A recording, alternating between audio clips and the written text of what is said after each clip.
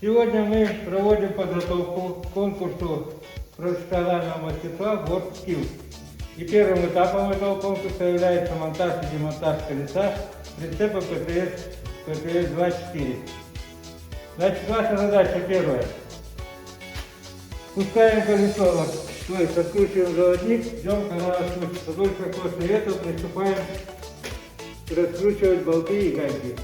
Следующий этап. Демонтируем диски с этой и с той стороны.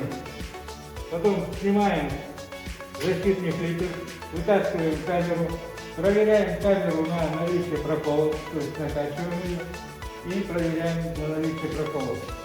Спускаем камеру, вставляем все на место и в обратной последовательности собираем колесо. Понятно? Так, готов? Приступаем.